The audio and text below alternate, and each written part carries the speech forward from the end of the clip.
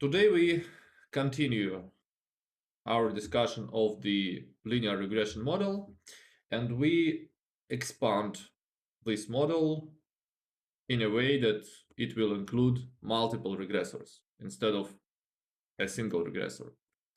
And we will immediately start with the problem that appears in the single regression model. I somehow tried to make you thinking about this problem with the last question of the midterm. In the last question of the midterm, if you remember, I asked you, suggest two factors that can be related to the outcome variable, so it depends on the type of the problem that you had, and can lead to the failure of the assumption 1 in the OLS model.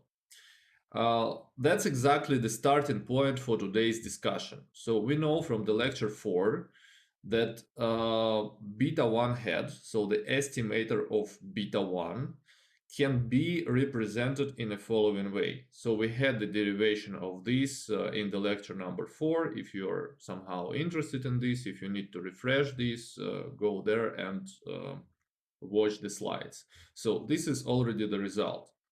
And we stated that if the first least square assumption holds, then we will have the unbiased estimator in beta 1 hat as the random variable. We'll have an expectation equal to the beta 1. And the concept of bias and unbiasedness comes from the mathematical statistics, and in mathematical statistics we also talked about this. And this assumption means that we do not miss any important factor that is related to X and that influences the outcome variable Y. So both conditions must hold. Today we will discuss on this more. So this result says that under OLS assumption 1, the OLS estimator for beta 1 is unbiased. And why this is crucial? Because when we want to estimate the causal effect of X on Y, this assumption needs to hold. The logical question, what if not? What if this assumption doesn't hold? What then happens? Well, in this case, expectation of beta 1 hat, expectation of this random variable, will be beta 1 plus bias. This estimator is going to be biased, and this is quite unpleasant feature. I hope you remember from statistics. This is unpleasant feature of any estimator, and we want somehow to fight with this feature, with this characteristic. So the estimator is going to be biased. Well, when this assumption fails, when the conditional expectation of the error term is not equal to 0. So remember, and this was also one of the questions in your midterm, what is the error term? What does the error term represent? It represents the effect on Y of all factors other than X. So all other factors that can potentially affect the outcome variable are included in this error term. And again, remember the last question in your midterm when you were asked to suggest at least 2 factors omitted from the regression and that can potentially influence the outcome variable. We will discuss some ideas with you tomorrow on the exercise session. Well, therefore, this inequality holds when we ignore some potentially important determinants of the dependent variable and simultaneously that are also related to X. Because if they affect Y but they are not related to x, this is okay. This conditional expectation will be 0. No problem.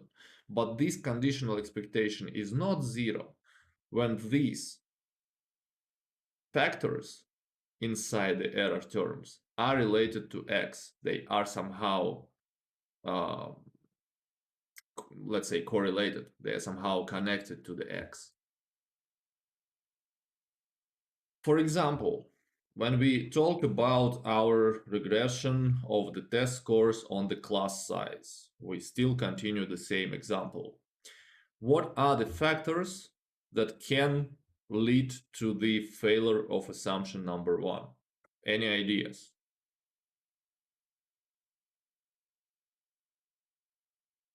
What can influence test scores in the school district, and simultaneously what can be related to the class size? We discussed it already, like class temperature, someone said. What, class temperature? Yes, we discussed this previously. Okay, class temperature. Nice suggestion. So class temperature probably makes it not very nice atmosphere to write in the test, and the test scores might be influenced. But is the class temperature related to the class size? More people. Well, can we say that the larger class sizes have colder temperature or lower temperature in the class, or higher temperature in the class? Why? Maybe more people. Well, but probably more people, but we forget about some other factors, like maybe there is a conditioner, maybe we can open windows, maybe the space is larger for the larger classes. Well, we don't know. Well, we cannot directly tie the temperature to the class size. We cannot, well, logically, we cannot claim that the class size has a higher temperature. But okay, so probably, at least as some suggestion. But do we have some omitted factors that are more kind of logical in this case? We spoke about this. Distraction, maybe. Teacher quality. More people. For example, teacher quality can influence test scores, and simultaneously teacher quality may be related to the class size through, for example, through which factor? If we have a richer district, so richer district can allow to hire better teachers, and simultaneously richer districts can allow to reduce the class sizes, to hire more teachers. So therefore, teacher quality may be related to the class sizes and to the test scores. Again, maybe it's not that clear about the class size, but with the test scores, it might be true. So computer usage. Well, the same, it is related to the characteristics of the district. If the district is rich, if the income in the district is high, maybe there are more computers in the school, and the more computers may influence the test scores. And simultaneously, when the district is rich, the class size might be lower. Or maybe there are some student characteristics, like family income. If parents are able to fund some additional classes for the student, this may also, and at the same time, richer parents can send their kid to the school with lower class sizes, right? Maybe parental education may also somehow influence this. Something else. Well, basically, it depends on how inventive we are. We need to think about the whole problem, and from understanding of this problem, we can come up with some reasonable factors that are omitted from the regression. Again, we cannot claim right away that these factors can lead to the failure of this assumption, but they might lead to this, and we need to be careful about this. And this is basically what I wanted from you with the last question in the midterm. I wanted from you to suggest several factors not included in the regression that may lead to the failure of this assumption. I hope now it is more clear what exactly was needed from you. Yeah, So, sure. good. And we discussed this in the lecture when we spoke about the assumption number 1.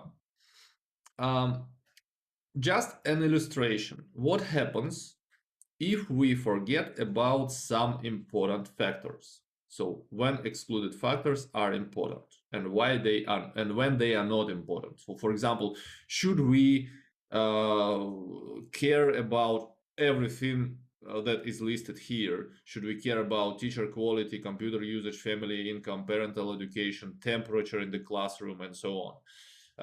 Should we care about this in order to make this assumption, the first assumption of the conditional zero mean, holds? So assume just for a moment that we know the true population model.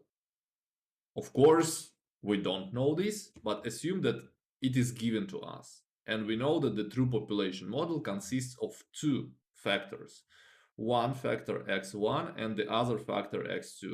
So we will talk about this construction a bit later. This is exactly what is called multiple regression model. But now the idea is slightly different. So assume that now we have a researcher, and this researcher doesn't know this true model. And well, the researcher wrongly, mistakenly estimates the following model. So y equals beta 0 plus beta 1 x1, so includes only one regressor, x1.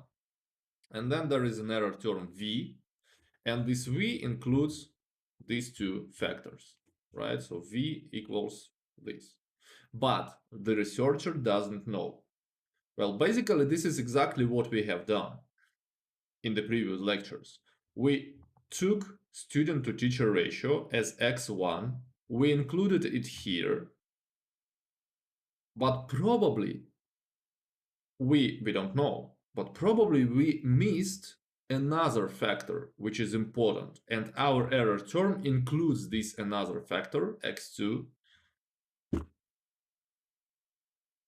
and therefore probably again the assumption 1 doesn't hold. We never know about this. We can only have some, let's say, signals, and now we need to understand how exactly we can check that this is true or not. Well, the question is, will beta 1 hat in this case be unbiased? So let's do some simple algebra. So this is what was given on the first slide. So this is the decomposition of beta 1 hat, beta 1 plus this term. And now, since we are estimating this model, instead of u, we have this v, which is composed of 2 parts, of 2 terms. So now, instead of this vi, I take exactly what it is composed of and include it here. So of course the average is going to be this. It's going to be the average of x2 and average of u. Must be minus here. So either bracket or minus. Okay, now what we can do? We can split this sum in the numerator into 2 parts. So one part is going to be x2 minus x2 bar, another and times beta 2. Another part is going to be ui minus u bar, like this. Right? So we have 3 terms inside beta 1 hat. One term is beta 1, the other term is here, And the third term is the term that we basically had in the first lecture, in the first slide, sorry, here, this term.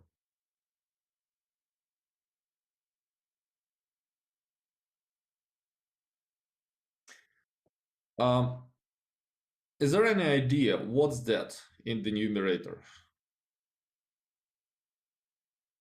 And what is in the denominator?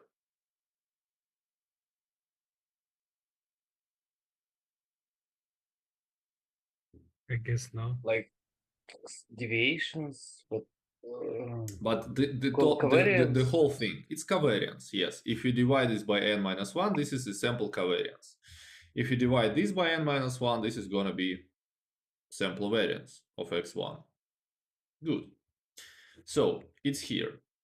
So beta 1 hat equals the sum of three terms. One term is beta 1, the true population parameter, unknown to us, but still we kind of believe that this is inside the this variable. The other term is here, the sample covariance between x1 and x2, and divided by the variance of x1. And the third term is here. So now, what is the expectation of beta 1 hat in this case?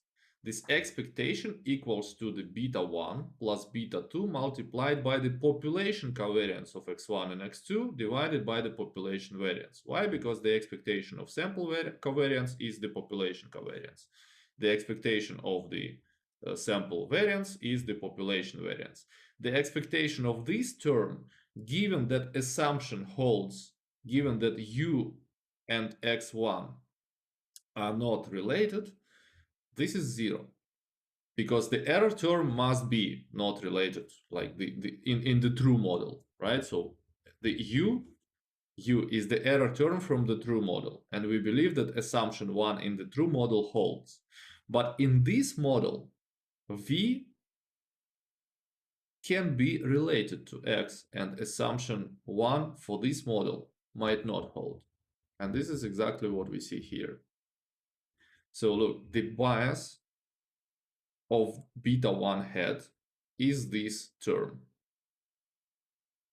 So the algebraic property and all this derivation for us is not that necessary. I mean, so you don't need to remember how to derive all these things.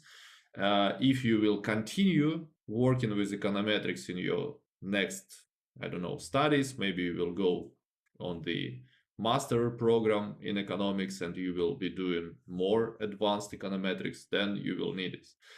But at least for now, for us, and to understand the sources of bias, we need to make some anatomy, let's say, or decomposition of this bias term. So the bias term consists of two parts, two terms. One term is beta 2, and the other term is this fraction, covariance of x1, x2 divided by the variance of x1. So when bias equals 0. This is simple, right? So those who know the basic school mathematics would understand. When beta 2 is 0. And what does this mean practically when beta 2 is 0? When the omitted variable x2 does not affect y.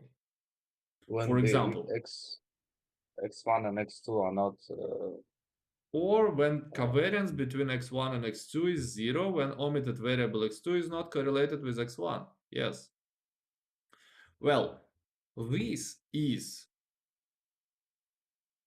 established when we run the randomized control experiment. Remember why we want to make the randomized control experiment in order to estimate the causal effect. Because we really want to distribute x1 in a way that it is not related to the other characteristics of the objects of interest.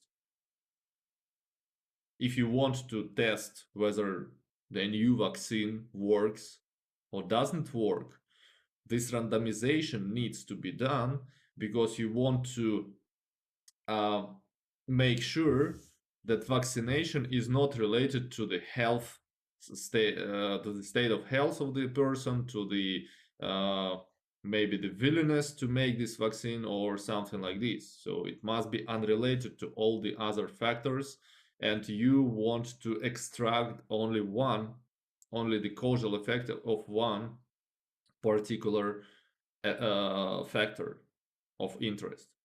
This is established when you run the randomized control experiment. But if we are working in econometrics with the observational data, it might not be true.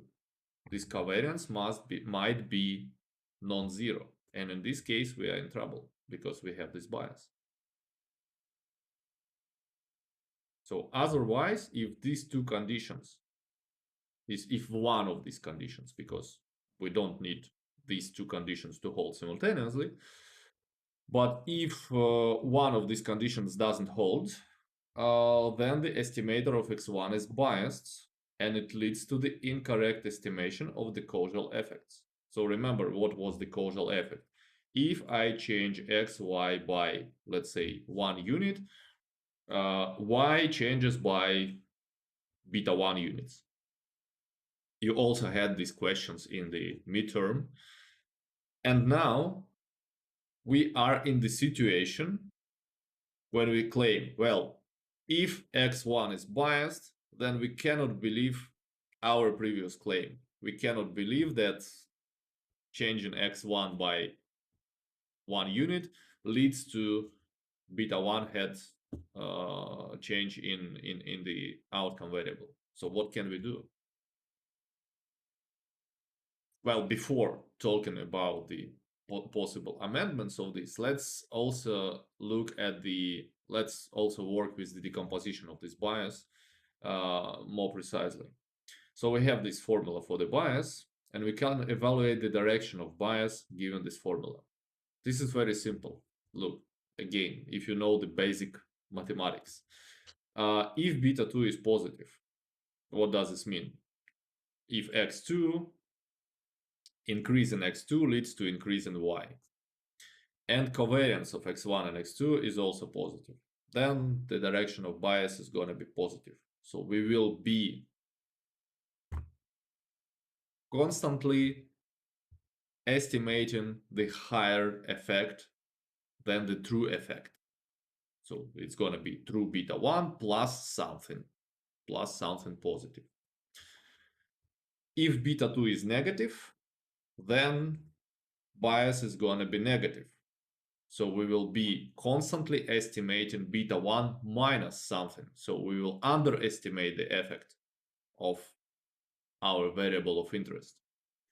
And the reverse if we have the negative covariance between x1 and x2. So this is important to understand which direction this bias might go in order to understand how to deal with this bias. So consider one additional variable in our test score regression. Consider the percentage of English learners.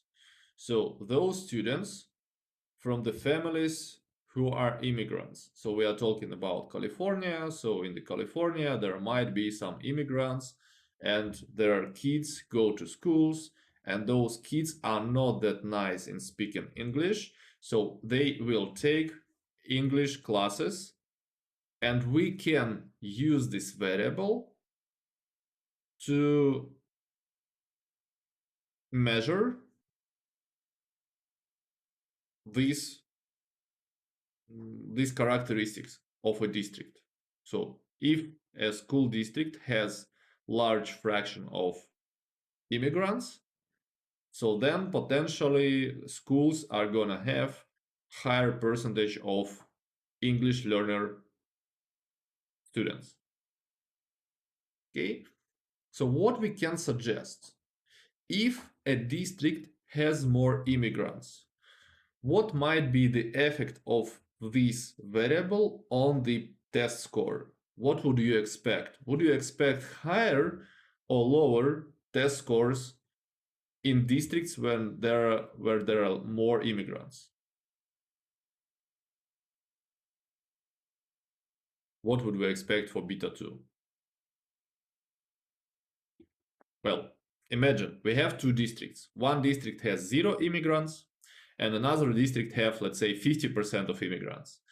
Which district will have, or which district will you expect to have higher test score? Without immigrants, of course. Without immigrants. Well, this is reasonable. We are not talking about like that immigrants are stupid or whatever. This is just more difficult. You can feel this, that this is much more difficult to study in non-native language, right? So if I would talk to you in your native language, probably the results of the midterm would be higher because you will understand me better. But now we have additional difficulty because we are talking not in the native language. Therefore, we expect a negative effect of this variable of the percentage of English learners on the test score. Now, let's think about covariance. Would you expect, again, let's say we are talking about two districts, one district with 0 immigrants and another district with 50% of immigrants. In which district would you expect larger classes?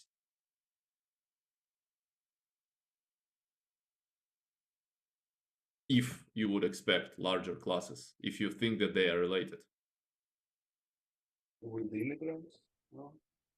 Well, probably yes. Probably yes, but we need to check this from the data. What we can suggest, at least for now, we can suggest that, well, we might expect higher fraction of immigrants in the districts with the, like vice versa. We can expect larger classes with the higher fraction of immigrants. This is reasonable again, because if there is a lot of immigrants, if we are talking about the United States, who are the immigrants? Most of them are Mexicans, and probably they have more kids and they send more kids to the schools, so therefore schools have more students per teacher. So we want to know what is the sign of this effect of this variable on the test scores. We spoke that, well, it is reasonable to expect that students who are still learning English will do worse on tests than native English speakers. Again, it is not because they are stupid, it is because it is more difficult to study in non-native language. So what is the sign of the correlation of this variable with the class size? Again, we discussed that we would expect that districts with larger immigrant community may have larger classes. We don't claim this. This is our suggestion. Therefore, beta 2 is negative, covariance is positive, and as a result, we would expect that bias is negative. This is, at least for now, this is our, let's say, thinking about the problem and thinking about the potential effects of this problem. So at least for now, we understand that there might be bias in our previous calculations, and we are trying to figure out what is the source of the bias.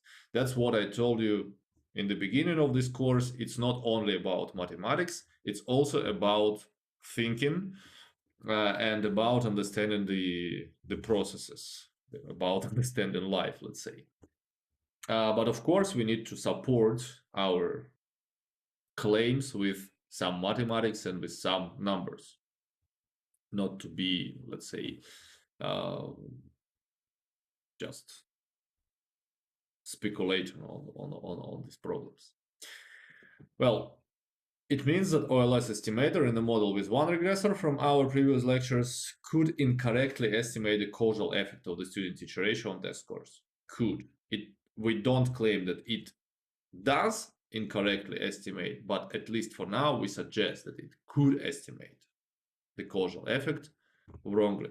And you remember, I hope, why do we want to know this causal effect? Because if we want to do something, if you want, for example, from the perspective of government, if you want to improve the educational outcomes of our students, we probably want to spend more money, hiring more teachers and reducing the class size. Yes, we spoke about the fact that the effect is not going to be that large, but still, if we believe that there is an effect of our action on the outcome, and if we believe that this effect is, if you remember, there was something like minus 228, we can take this as a direction for our actions, for our decisions. And we can decide, well, let's reduce the student to teacher ratio, let's hire more teachers, and it will lead to the improvement of our test scores. But now we claim, or we at least for now, we suggest that the previous calculation might be incorrect because of this problem. And we need to figure out whether it is true or not. Well, more examples of omitted variable bias. You suggested also the temperature. I guess this is more or less similar to the time of day of the test. Maybe not. Well, you can suggest, well, time of day of the test. It might, let's do this fast. It might affect the test scores, right? Because, well, maybe students in the morning, they are sleepy. Maybe students in the evening, they are tired already. And maybe in the middle of the day, well, the performance is the best. At least we can suggest that this can affect the scores. But definitely the time of day is not related to the class size. Well, I don't know, some like governmental organization chooses when a particular class should take the test, and it is not related to the class size. Well, in this case, what happens? Beta 2 is not 0, covariance is 0, and there is no omitted variable bias. So we are safe, and we might not care about this variable. We simply drop this, and we don't care about the time of the day of the test. So let's suggest another variable, just to understand how this problem of omitted variable bias works. Parking lot space per student. So I mean, how many parking lots does a school have? Well, schools with more teachers per pupil probably will have more teacher parking spaces, right? Then we can suggest that student to teacher ratio, if student to teacher ratio is lower, then the number of parkings is higher, right? So the covariance is negative. Okay, they might be related somehow. But definitely test scores are not affected by the parking places, because if the test is taken in the classroom and not in the parking lot, there is no direct effect of this. So beta 2 is 0. And we see that in some cases we may come with variables that are related to the included variable, but they are not related to the outcome variable. Sometimes we can come up with the idea of variables that can affect test scores, but they are probably not connected to the class size. And in this case, we are safe. There is no problem of the omitted variable bias. Again, the problem arises only if both conditions hold simultaneously. If omitted variable affects y, and if omitted variable is related to the included variable, to x1, with x1. Otherwise, it is not. Well, why we are talking so much about this? As I said in the beginning of this course, the most of this course of the econometrics is devoted to working with the observational data. And once we are working with the observational data, once we are not able to run some experiments on people, on countries, on firms, on schools, we need to design special approaches to estimate these causal effects. And you see that we have one very strong obstacle. This omitted variable bias is the first serious obstacle that we have encountered right now, which does not allow us to estimate what we want to estimate. And we really need to overcome this problem. So, what are the consequences? If there is omitted variable bias, the estimator is biased, it means we cannot trust the result of the regression. The number that we have in the place of beta 1 hat is not reliable. We cannot claim that, well, this number is exactly the causal effect of x1 on y. We kind of undermine everything that we have discussed in the previous lectures, right? Because in the previous lectures we spoke, well, if we increase student to teacher ratio by 1 unit, we will decrease the teacher test score by minus 228. So now we are somehow talking that this was not true. Well, the second consequence of omitted variable bias that beta 1 is not consistent.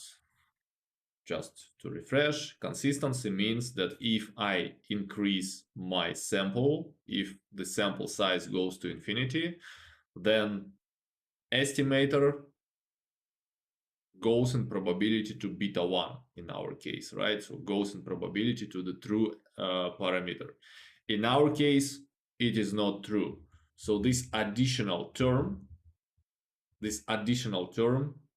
does not disappear when I increase the sample size. When I increase the sample size, this whole thing still be in place. It will not converge to beta 1.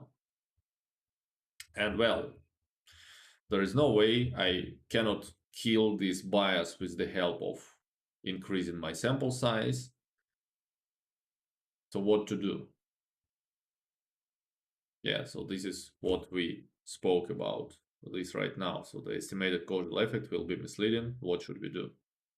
So guys, at least at the moment, is this clear? What are we talking about? Is this clear why this omitted variable bias is a huge problem? And when this problem appears? So it just makes our calculations incorrect. The bias. Yes, I mean, the calculations are still correct.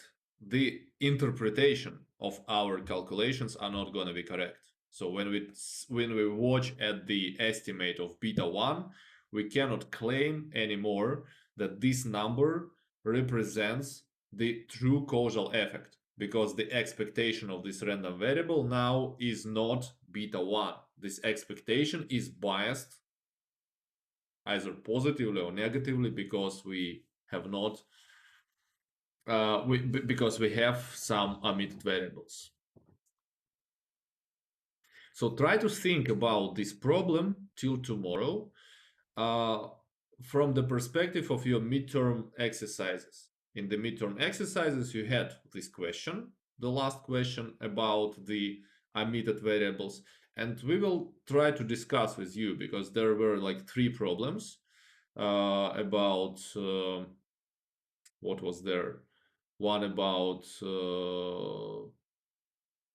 professor's beauty index, another was about the distance and the number of years that students study, and the third was something about what? I guess about age and earnings, right? Something like this. So try to think about the problem that you had in your midterm from this perspective right now. What might be the direction of bias if you omit this variable, if you omit this variable? And we will try to discuss with you tomorrow. So now the question is, what should we do? And the answer is very simple. We should include the omitted variable into the regression model. So remember when I started this algebraic derivation of the bias formula, we assumed that the true model is beta 1 x1 plus beta 2 x2. So what may be simpler than just including this omitted variable into the regression model? Right now, we will do this, but later we also will pose several problems that can, let's say, make our life even more difficult. So the general form of the multiple regression model, it looks more or less similar to the regression model with a single regressor, but now look, now we have x1, x2, x3, blah blah blah, up to xk. So we include all the relevant variables into the model, and each variable has its own coefficient, beta 1, beta 2, blah blah blah, up to beta k. So this is called the multiple regression model. Very simple extension of what we had in the previous classes. Well, what is yi? This is ith observation of the dependent variable. x1i, x2i, up to xki are the ith observations of each of k regressors. We may have 2 regressors, 3 regressors, 4, 5, whatever. And all of them are the observations for a particular, the regressor for the particular observation. So ui is the error term. Everything else that is not included into the model. We will speak about assumptions of this multiple regression model in the next lecture. So the assumption 1 is going to be the same. ui must have conditional 0 mean, but now conditional in x1, x2, and so on. So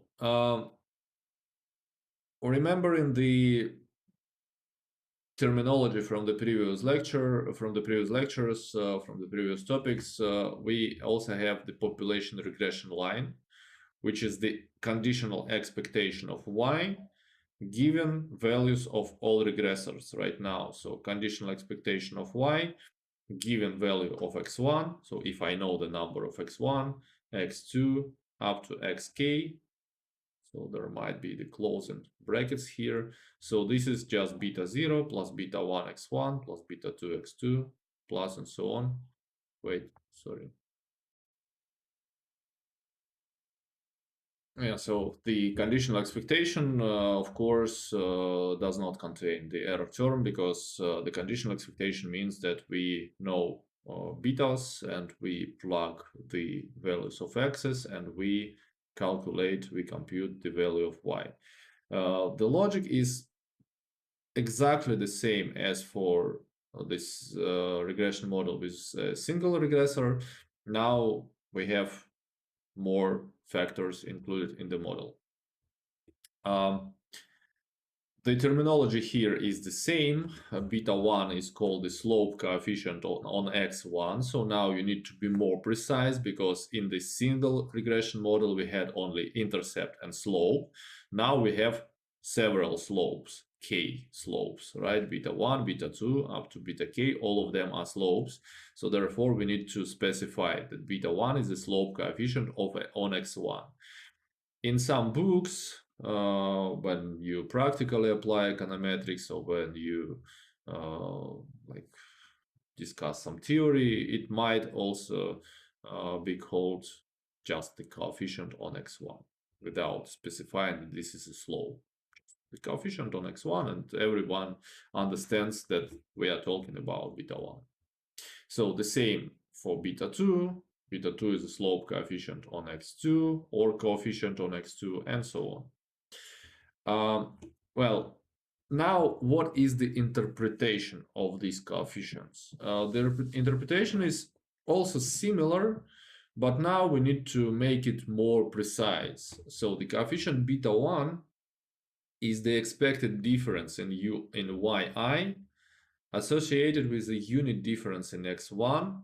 So this is what you already know, and you also had in the midterm equation what is the meaning of beta 1 of the slope. So that was the answer. But now, when we are in the multiple regression model, we need to specify that this beta 1 is the effect of x1 on y, holding constant the other regressors. Or sometime we can also use the terminology controlling for other regressors from x2 to xk. So this is the usual terminology in applied econometrics, holding constant the other regressors or controlling for other regressors. So this means that we are changing only x1 and all other factors are not changing. Yeah, so the other coefficients are interpreted similarly. So for example, beta 2 is the effect of x2 on y, holding all the other regressors fixed or controlling for the other regressors.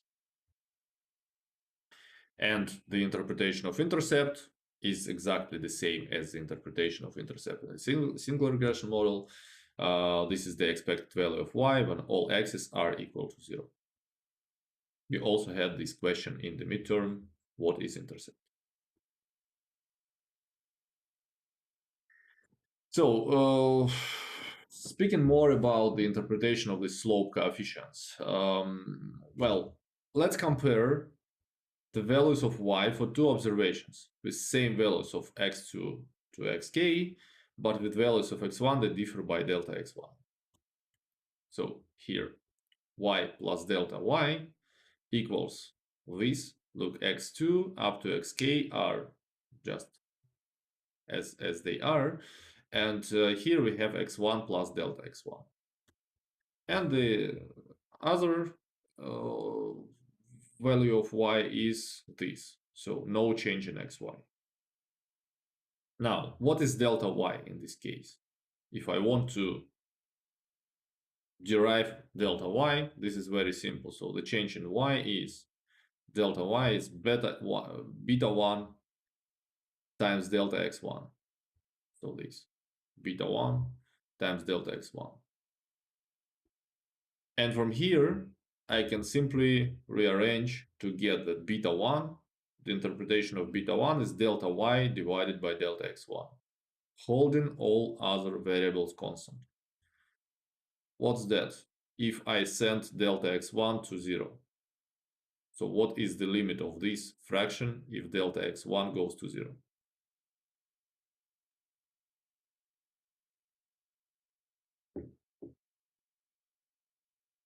Come on, guys. We are talking about this almost every, well, maybe not every week, but every subject. If delta x1 goes to 0, the whole fraction, what's that? Sorry, I missed the question. What was it? If delta x1 goes to 0, the whole fraction is? Infinity? No. No, goes to 0 or is 0? If What delta do you mean? x1 goes to 0, limit of this fraction is called?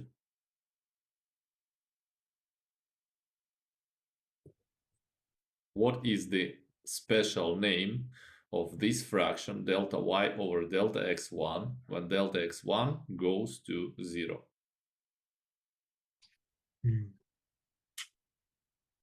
Really? I guess yes. That difficult question? It is No, called but it is called derivative. ah, Yeah. okay. What is derivative? Derivative is a change in the outcome variable when the change in the independent variable goes to 0, right? This is, but now in this case, this is a partial derivative, right? Because we have more than one variable inside y. This is a partial derivative of y with respect to x1, beta 1. So the coefficient beta 1 is the difference in the predicted values of y, or we can say this is the difference in the conditional expectations of y between two observations with any difference in x1 holding other variables fixed. And sometimes we call this beta 1 the partial effect on y of x1 holding other variables fixed. So you see that this addition is always present. So holding other variables fixed. Why do we care about this? Because of exactly the problem of omitted variable bias. We want to take those omitted variables, we want to include them into the regressor, and we want to fix them. So at least for now, let's try to understand how it would work for the test scores and student to teacher ratios. So now we somehow suggested that it is likely that two districts with no immigrants and let's say 50% of immigrants will also differ by the student to teacher ratios, right? So student to teacher ratio in districts with lower percentage of immigrants will be lower, and student to teacher ratio with higher percentage of immigrants will be higher. But now, what does this mean holding fixed? We take two districts with the same percentage of immigrants, like, I don't know, 30% of immigrants in two districts. And now we compare what will be the effect when we change student to teacher ratio in these two districts. They are not different by the percentage of immigrants now. And now let's see what will be the difference in the test score if the student to teacher ratio changes. Again, I'm describing you the experiment. In reality, we are not able to take these districts and start changing the student to teacher ratio, start experimenting. That is why we suggest that these two variables are related, and only the one possible solution for this is to control for both. Is to include, both variables into the regression. So we will see the estimation a bit later with numbers. Now we need just to go through all the familiar concepts and extend them to the multiple regression model. So last lecture we spoke about heteroskedasticity, homoskedasticity. So the homoskedasticity is what? When the error term has the constant variance, it means this variance doesn't change with the regressors. Now, since we have more than one regressor, we have k regressors, but the definition still the same. The error term in the multiple regression model is homoskedastic if the variance of the conditional distribution of y given all these variables is constant, and it doesn't depend on the values of x. The same idea, but now this idea cannot be represented visually, because if we are talking about at least two regressors, we need to draw the three-dimensional picture, and the error term is going to be not kind of the distribution on the two-dimensional space of these points, but there is going to be a distribution in the three-dimensional space. There is going to be something like, I don't know, like a cigar, right, around the line. Therefore, but the concept is the same. If the error term does not depend on the values of x's, then it is homoskedastic. I mean, if the variance of the error term does not depend. But usually the same discussion holds. Usually it is better to control for the heteroskedasticity explicitly, and this is what you were asked to do in the empirical exercise in the midterm. So you were given what kind of heteroskedastic robust standard errors you needed to use. So it is better always to control for this heteroskedasticity. So heteroskedasticity occurs when this condition doesn't hold.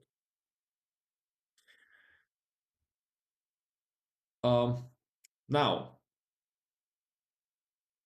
we formulated multiple regression model. One small problem with this multiple regression model. Betas are not known. As usual, this is our belief. We believe that y consists of these terms. This is our theoretical claim. And if we want to figure out what are these parameters, beta 0, beta 1, beta 2, the only way to deal with this is to estimate them. So those are unknown population parameters. They must be estimated. So good news are, I'm not going to torture you with formulas for this OLS estimation in the multiple regression model. Why? Because those formulas are, well, they are not that simple as for the single regression model. Well, they are estimated using ordinary least squares. We will be doing this estimation with the help of Python, and more precise with the stats models package that we discussed last exercise session. But the whole methodology is the same. We have the sum of squared prediction mistakes over all n observations. So I hope this is familiar to you from the lecture number 3 when we spoke about the idea of OLS estimators. Now we extend this to K regressors, and we want to find such B0, B1, B2, and Bk, such numbers that minimize the whole function.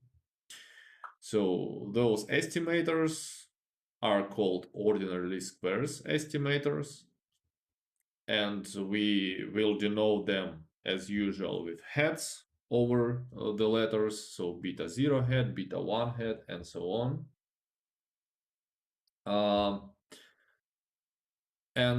Yes, as I said, there are formulas to compute them, but we are not gonna compute them anymore with hands.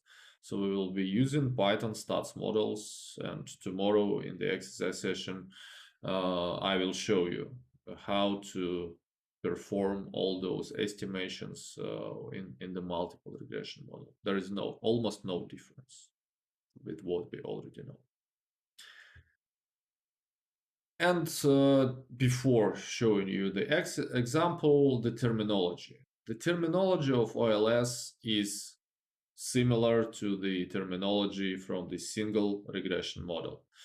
So this estimated expression, look, this is not an population regression line. This is now the OLS regression line.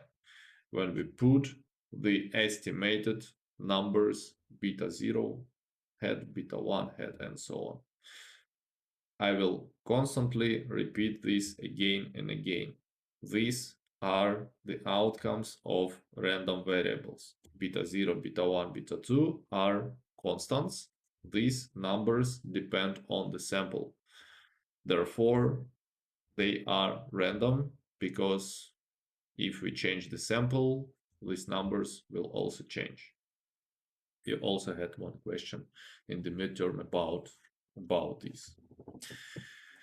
So the predicted value of y given these things is y hat equals this thing. So we also used this notation before.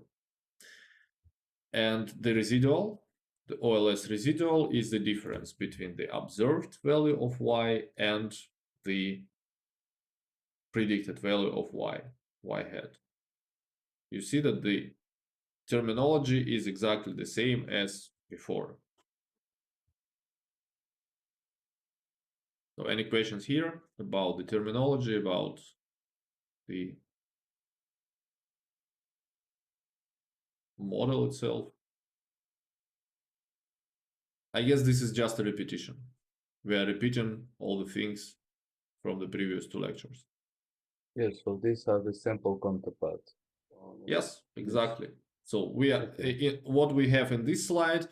We are able to compute given the data. If we have the data, if we have these numbers, we are able to plug these numbers and estimate or compute beta 0 head, beta 1 head, beta 2 head, and so on. What we had on the previous slide is the population regression model, and this population regression model is our theoretical construction. We believe that Y is constructed in this way. And given this belief, we want to estimate the unknown parameters. So now, from the previous lecture, standard errors are in parentheses below the coefficients. Don't forget about this right now. So we have this estimated OLS regression line, this one. Now, we proposed before that one possible omitted variable that can cause bias in the estimate is the percentage of English learners. We will denote this as this ELPCT. Now, we can measure the sample correlation just to check if this variable is related to student-to-teacher ratio or not. The sample correlation is positive. It's not strong because if you remember statistics or probability course, yeah, in probability we spoke about correlation. Correlation changes from -1 to 1. And if it is close to 1 or -1, the correlation is strong, very strong. In our case, it is close to 0, but still it is not 0. It is somehow positive. So we cannot claim that there is a strong relationship between these two variables, but at least something. So this fraction, covariance divided by variance, is not 0. And therefore, the bias can be present. And when we estimate the multiple regression model, so we will get these numbers together with you tomorrow on the exercise session. We will compute all these numbers and you will see how it works. But for now, given this result, we have the following multiple regression model when we include this variable. Yeah, so the standard errors are also given in the parentheses, but what is interesting here is to compare the numerical outcome on beta 1 here and here. It was -228 in a single regression model. It is now -1.1. So remember that several slides ago we spoke that if we omit an important variable, then the estimated causal effect might be incorrect. Look, instead of -228, we have -1.1. This is almost twice change in the estimate of this causal effect. So here we will discuss this. So the coefficient on student-to-teacher ratio in the multiple regression is approximately half, as large as when student-to-teacher ratio is only one regressor. So it's -1.1 versus -228. So what was the direction of bias in this model? Was it negative? Was it positive? Remember what we predicted. So bias must be if we control for the percentage of English learners, if we control for the percentage of immigrant kids, bias, we predicted that bias must be negative. Look, if now, including this variable, the causal effect is -1.1, we still cannot know. Probably the causal effect is not -1.1, but at least when we include this variable, our estimate of causal effect becomes minus 1.1 versus minus 228 when this variable was not included.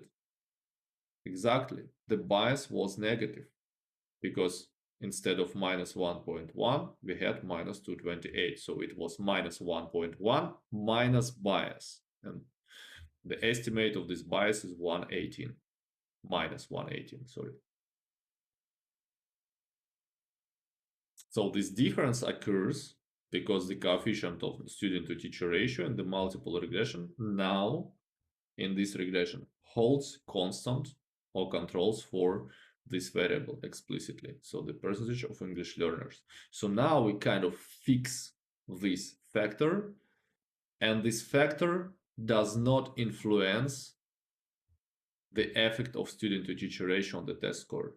So now in this regression, we can claim, well, if student to teacher ratio changes by 1, when this is fixed, when this doesn't change, then test score will decrease by 1.1 instead of 228.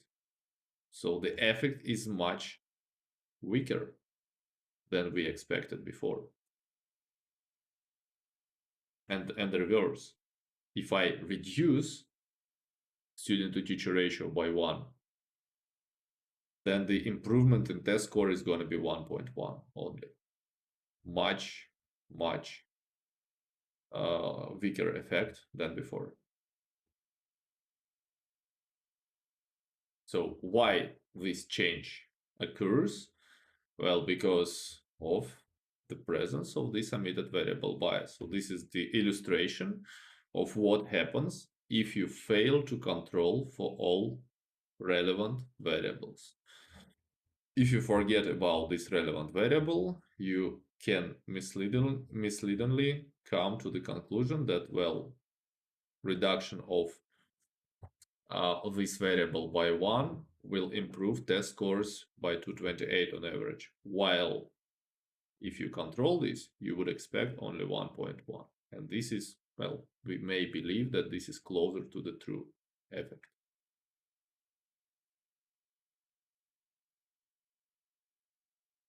Any questions here?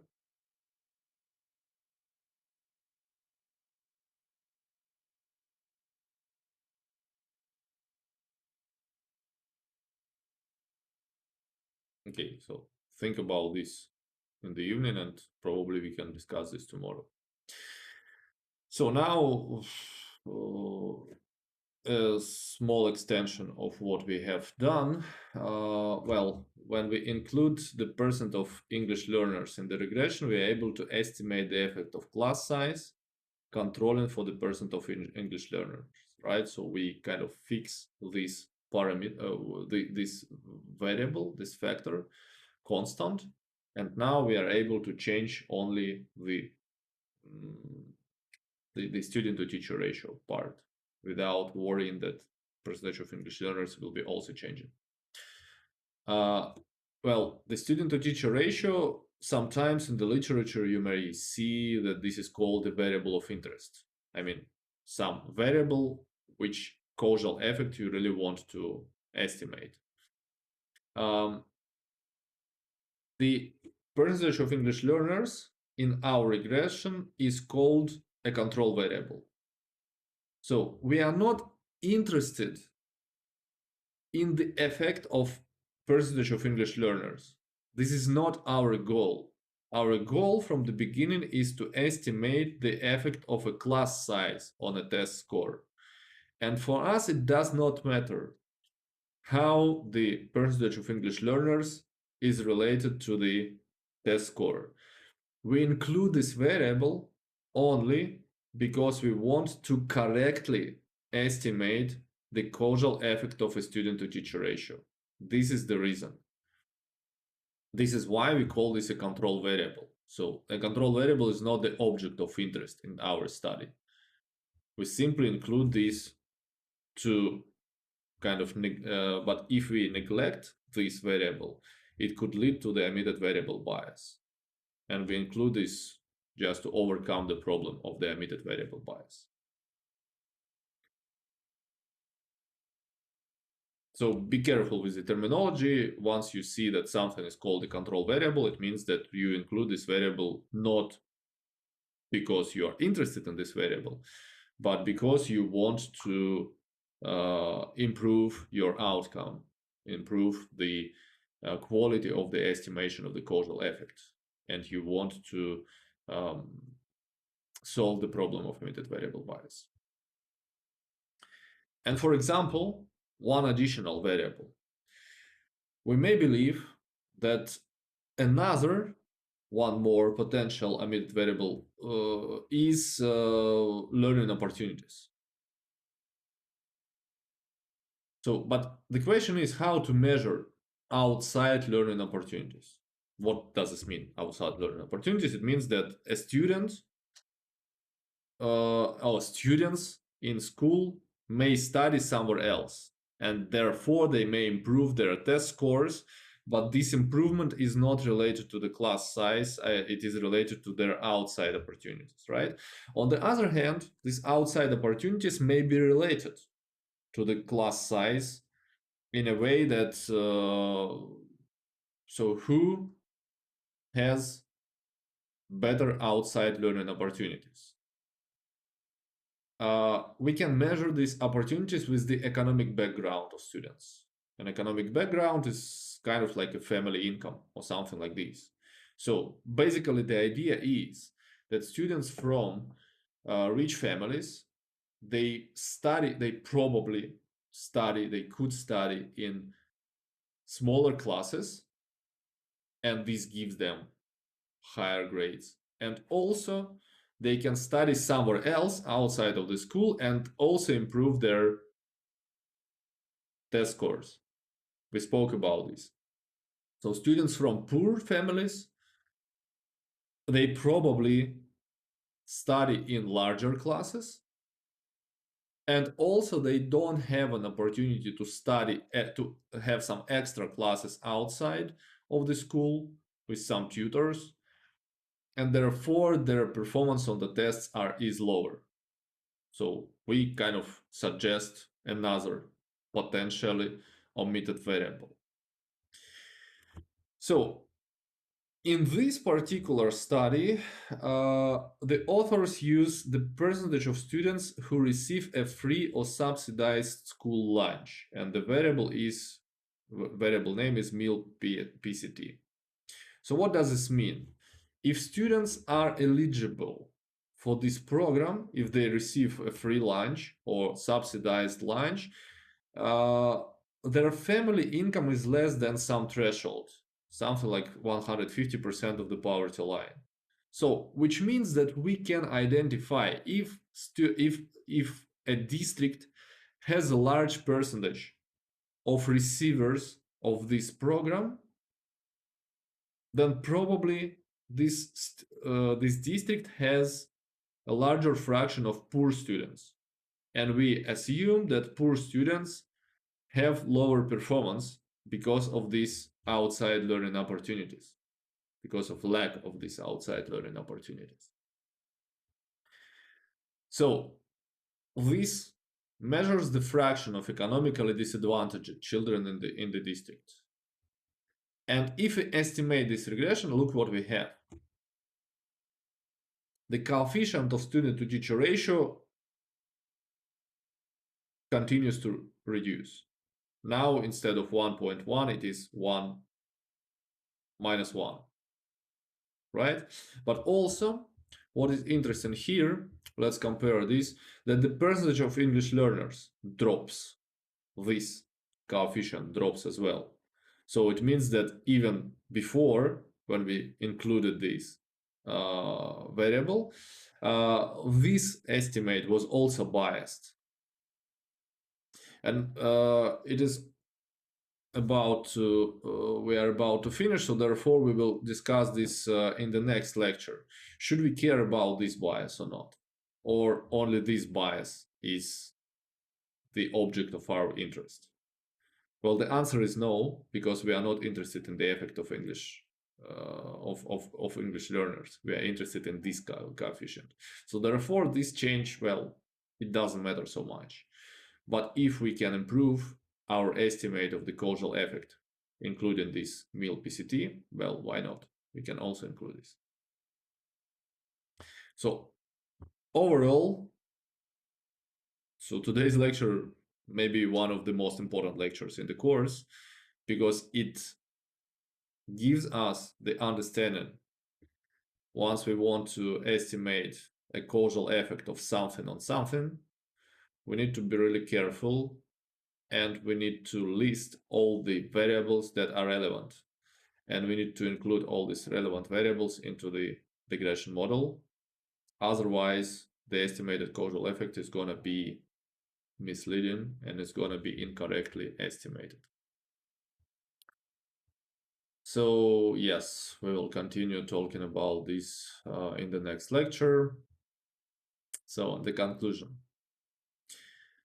Remember that a single regression model is vulnerable to omitted variable bias. Well, in practice, single regression model works only if you are able to run a randomized control experiment.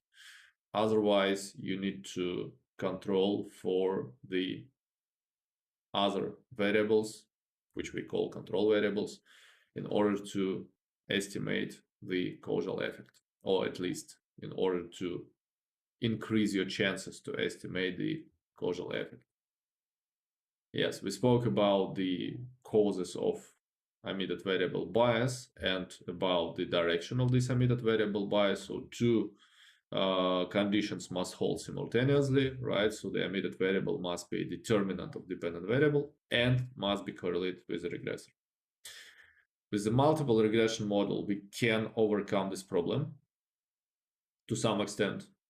So in Econometrics 2, we will also try to criticize this idea, but at least for now, we will believe that we are able to control for this problem. So in the next lecture, we are going to discuss the statistical inference, hypothesis testing in multiple regression model, and we will spoke about the measures of fit and some additional stuff which we haven't been able to discuss today. So this is all for the lecture. Any questions to me? What will be tomorrow? It will be a practice class. I will right? tell. I will tell you. Regarding the lecture, no questions. Because yes, let's no Okay. question. So